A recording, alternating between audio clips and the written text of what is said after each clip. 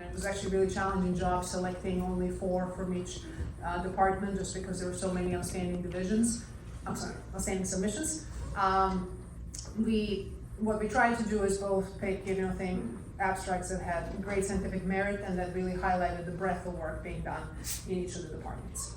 So the first thing I'll say is trainees do have a formidable challenge, meaning they have to explain their work clearly in 5 minutes, which is not trivial. So I want to thank them in advance for kind of sticking to that time, because it's not easy. I also wanted to mention that there is going to be a reward for each trainee for their participation that has been secured by Mr. Santana. So there's going to be basically a swag bag for each trainee that has some sort of mass signing accessories, and that can be picked up at the registration desk.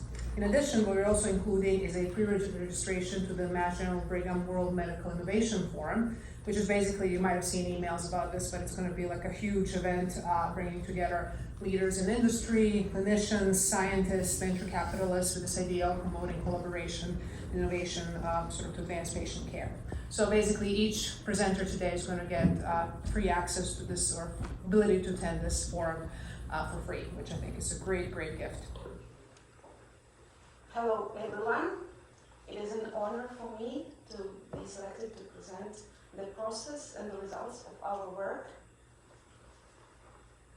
which is aimed to the functional assessment and evaluation of rare deep intronic variants in people with inherited brain disorders.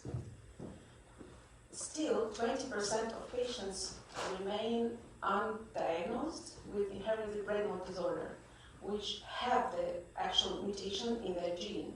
So this project is aimed to find that reason of the disorder. We used the HTSA method, which was adapted from another lab by our colleagues Hilary Scott and Kinga Bujagowska.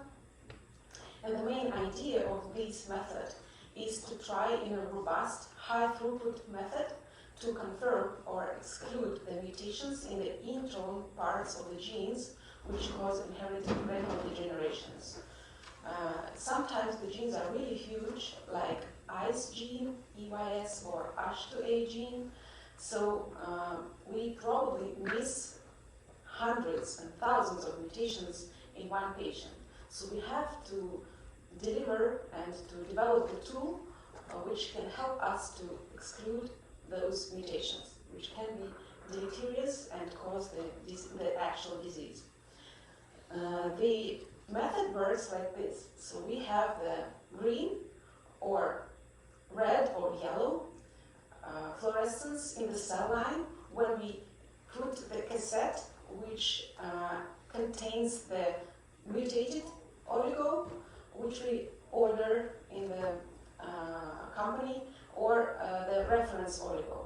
So when the mutation is administered and it alters actual splicing, then we don't see the GFP fluorescence, because the GFP protein transcription and expression is disrupted. If the variant is not pathogenic, then we see GFP expression and the total fluorescence is yellow. So we get red or yellow signal. So if the signal is yellow, the mutation is not pathogenic. If the signal is red, then the mutation in the intron is pathogenic.